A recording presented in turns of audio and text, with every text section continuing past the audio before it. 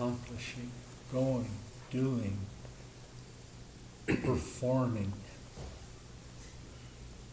We performed well. Numbers were good. Clubs were huge. It felt good to have 400 kids at the Swan Funeral Home in Colorado Springs one night to set a record. The largest club there ever was.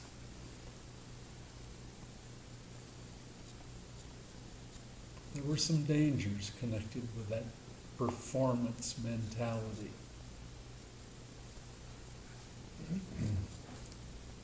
We paid a spiritual price.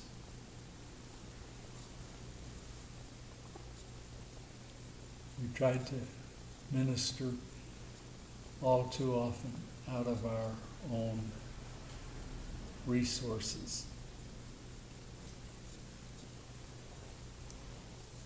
I realized that one day,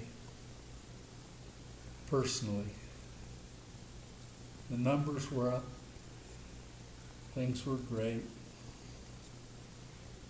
Big clubs. Hundreds of kids going to camp and all the programmatic expressions of the mission. But I began to see that I had some real, very desperate personal needs in my own walk with the Lord. So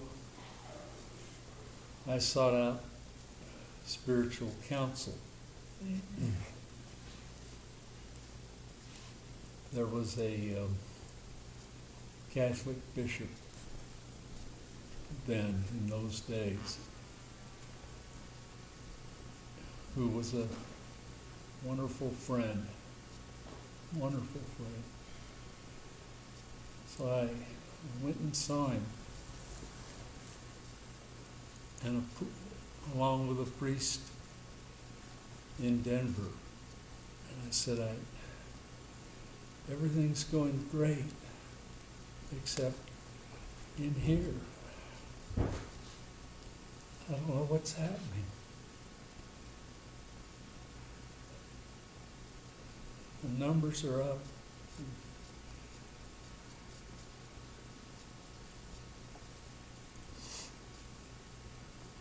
And these two guys, while I was sitting there, asking for spiritual help, picked up the phone and called somewhere. And I didn't know where that was they were calling. All I could hear was one side of the conversation, and basically what Bishop said to that person on the other end is, "We're sending you another one." And I realized I was going somewhere. They had called a Benedictine monastery in Tulsa, Oklahoma.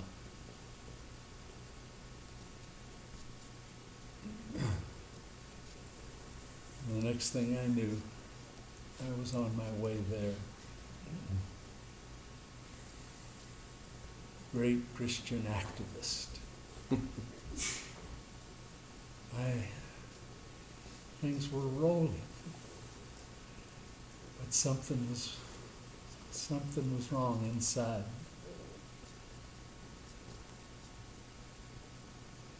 Have you ever been to a Benedictine monastery? You'll want to avoid that.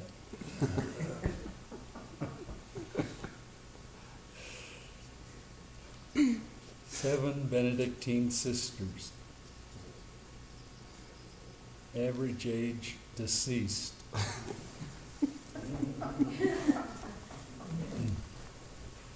It was not young life.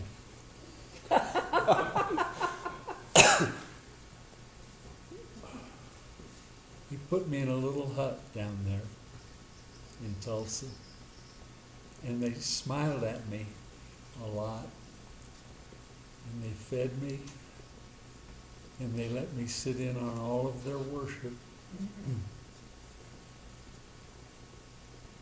But they wouldn't talk to me.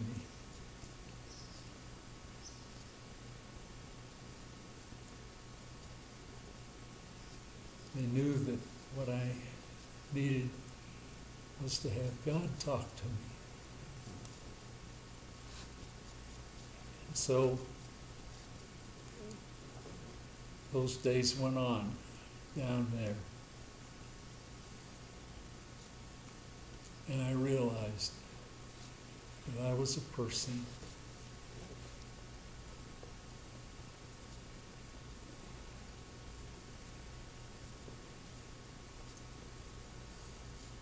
who understood best what it meant to be a Christian activist, to perform, to look good on paper, and to have the biggest and best region, and the most kids going to camp, and all of that. And yet inside, I did not understand what it meant to be in a personal and deep spiritual relationship with God.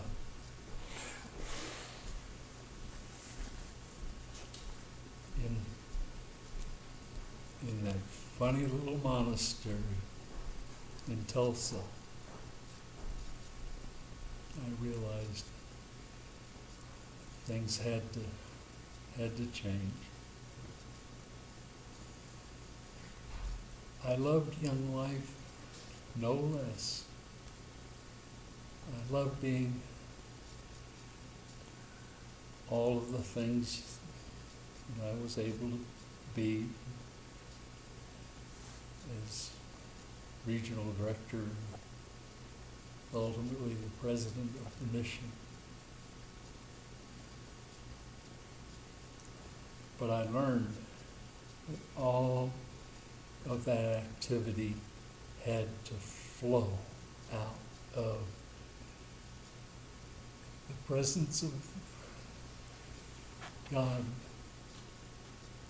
the mystery of His Holy Spirit dwelling within us.